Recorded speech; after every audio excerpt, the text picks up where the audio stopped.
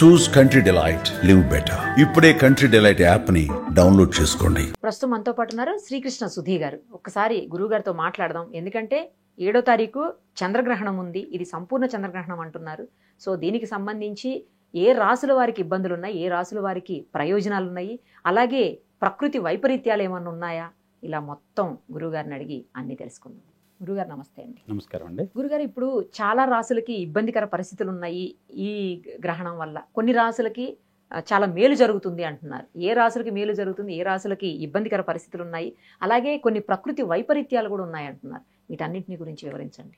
ఇప్పుడు సూర్యగ్రహణం, చంద్రగ్రహణంలో చంద్రగ్రహణానికి సంబంధించినటువంటి ప్రమాద తీవ్రత తక్కువ, సూర్యగ్రహణానికి ప్రమాద తీవ్రత ఉంటుంది. ప్రత్యక్షంగా చూస్తాం.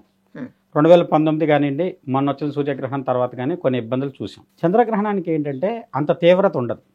ఎందుకంటే ఇక్కడ మీరు గమనిస్తే సూర్యగ్రహణానికి సూర్యుడి కిరణాలతో మొత్తం సూర్య కుటుంబం మొత్తం నడుస్తుంది. చంద్రుడు అనేవాడు భూమికి సంబంధించిన ఉపగ్రహం మాత్రమే. ఆ ప్రకారం చూసుకున్న మనం జ్యోతిష ప్రకారం చంద్రుడికి ప్రాధాన్యత ఇచ్చాం. మనఃకారకుడు అంటే చంద్రుడు రిప్రజెంటేటివ్ ఆఫ్ స్టార్స్. ఇండివిజువల్ శక్తి ఆయన దగ్గర లేదు. చంద్రుడికి ప్రాధాన్యత ఏంటంటే నక్షత్రాల శక్తిని తను మనకు రిఫ్లెక్ట్ చేసి అందిస్తుంది. ఆ విధంగా చంద్రుడికి ఏంటంటే శక్తి యొక్క తీవ్రత తక్కువ. అందువల్ల చంద్రగ్రహణం వల్ల ఉండేటువంటి ప్రమాద స్థాయి అంత బాగా తీవ్ర స్థాయిలో నష్టాలు జరుగుతాయని చెప్పలేము. అయితే ఈ చంద్రగ్రహణం కొంత విశేషమైంది అనుకోవచ్చు. దీన్ని సూచనగా తీసుకొని కొన్ని విపరీతాలు జరుగుతాయి, కొన్ని మంచి కూడా జరుగుతుంది. ఇక్కడ ఈ చంద్రగ్రహణం తదుపరి వచ్చేటువంటి సంఘటనలో కొంత సముద్రం నుంచి ఒక ఉపద్రవం జరగడానికి అవకాశం. గత కొన్ని నెలలుగా భారతదేశం చుట్టుపక్కల మనకి ఇటుపక్కన భూకంపం వచ్చింది. ఫిలిప్పీన్స్లోను, ఈ పక్కన ఉండేటువంటి పసిఫిక్స్ బర్మాలోనూ వచ్చింది.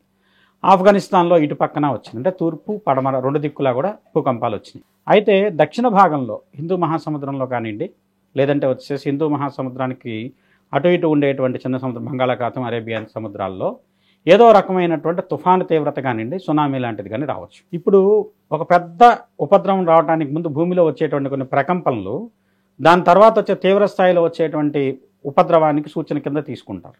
అందులో ఇప్పుడు భూమి పొరల మధ్య అతివేగంగా మార్పులు జరుపుతున్నాయి. ఒకటి ఆఫ్రికా ఖండం మొక్క చీలిపోయి వచ్చేసేస్తుంది. అలానే వచ్చేసేసి అది వచ్చి ఇండియాకి వచ్చి ఇండియన్ టెక్టానిక్ ప్లేట్ని ఢీకొంటుందని చెప్తున్నారు. కొన్ని సంవత్సరాలకు జరగచ్చు, కొన్ని వందల ఏళ్ళకి జరుగుతుంది అంటున్నారు. కానీ అంత దీర్ఘకాలికంగా లేదు, చాలా త్వరగా మార్పులు వస్తున్నాయి. అది ఏంటంటే భూమి పొరల్లో వచ్చే మార్పుల వల్ల భూకంపాలు ఏర్పడతాయనేది అందరూ సహజంగా చెప్పేటమంటారు.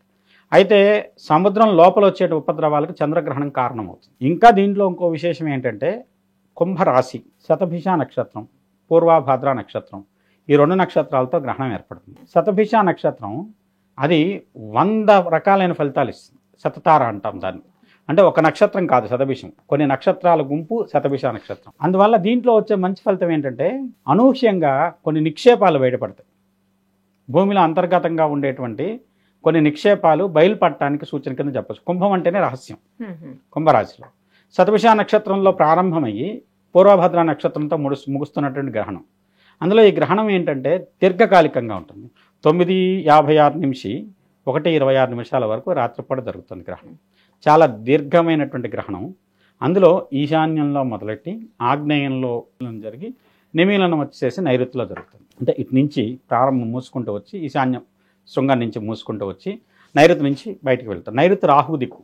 రాహువు ఏంటంటే అమృతం తాగినటువంటి శరీరం. అందువల్ల చంద్రుడు అమృతకరుడు అంటున్నాం. ఇక్కడ గ్రహణమే, కానీ ఇక్కడ రాహుగ్రస్త గ్రహణము కుంభరాశిలో అవటం వల్ల కుంభం అనేది ఒక కలశం.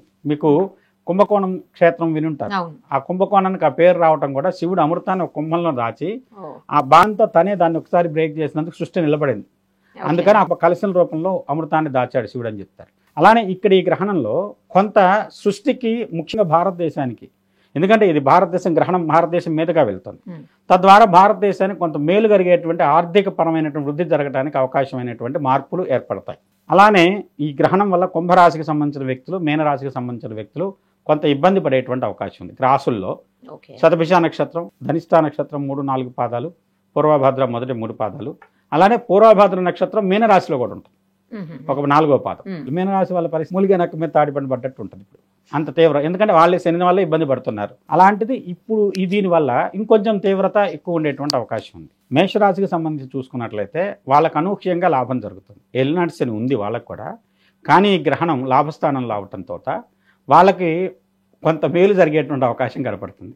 కొన్ని భరణి నక్షత్రం కానివ్వండి, అశ్విని కానివ్వండి, కృతిక మొదటి పాదం కానీ ఈ నక్షత్రాల్లో పుట్టిన వాళ్ళకు ధనలాభం జరుగుతుంది అని చెప్తారు. అందువల్ల ఏంటో మేషరాశికి బాగుంది.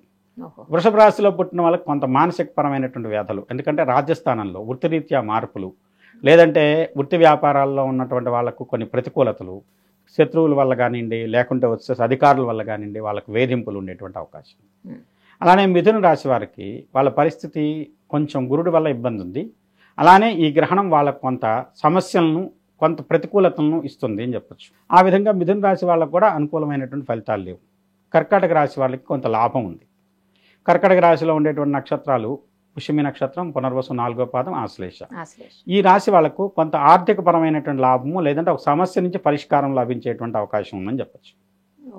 సింహరాశి వాళ్ళకు మగవాళ్ళైతే ఆడవాళ్ళ వల్ల, ఆడవాళ్ళైతే మగవాళ్ళ వల్ల, అలా ఆపోజిట్ సెక్స్ వల్ల కొన్ని సమస్యలు, ఇబ్బందులు, ప్రతికూలతలు, లేదంటే ప్రతిఘటనలు, లేదంటే వాళ్ళ వల్ల కొన్ని కుయుక్తుల్లో చిక్కుకొని ఇబ్బంది పడేటువంటి అవకాశం, అలాంటి వాటి ఇబ్బందులు సింహరాశి వాళ్ళకు ఉన్నాయి.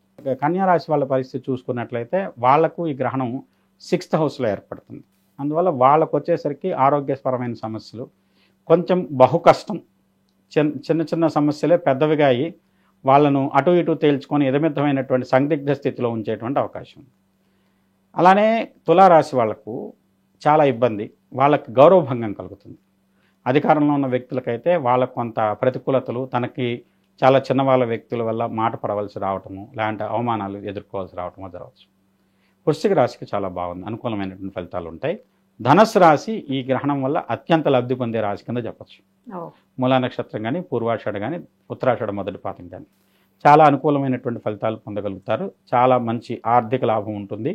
అలానే ఏంటంటే వాళ్ళ అనూహ్యంగా వాళ్ళ జీవితంలో ఒక అత్యున్నతమైన అవకాశం వాళ్ళు ప్రోధి చేసుకునేటువంటి అవకాశం. అంటే ఇప్పటివరకు ఏంటంటే ఆ వ్యక్తికి ఆ పరమైన ఆలోచన లేదనుకుంటాం, కానీ పరిస్థితులన్నీ కలిసి వచ్చి ఆ వ్యక్తిని ఉన్నత స్థానంలో నిలబడతాయి. ధనుసు రాశి గమనించుకున్నట్టయితే కొంతమంది వ్యక్తులు ఇప్పుడు వాళ్ళు పొందేటువంటి అనుకోనిమైనటువంటి అవార్డులు కానీ, రివార్డులు కానీ, సన్మానాలు కానీ, సత్కారాలు కానీ, ఆర్థిక లబ్ధి కానీ చాలా అనూహ్యంగా కొన్ని జాతకాలు లబ్ధి పొందుతున్నాయి. అలాగనే ఈ గ్రహణం ఇంకొంచెం లబ్ధిని చేకూరుస్తుంది. అలానే మకర రాశికి కనుక చూసుకున్నట్టయితే అధికమైనటువంటి వ్యయం ఉండేటువంటి అవకాశం ఉంది. ఇది ఈ గ్రహణం వల్ల కలిగేటువంటి చిన్న చిన్న సమస్యలు కానివ్వండి, లేకుంటే వచ్చేసి లబ్ధి పొందేటువంటి రాశులు కానీ చెప్పచ్చు.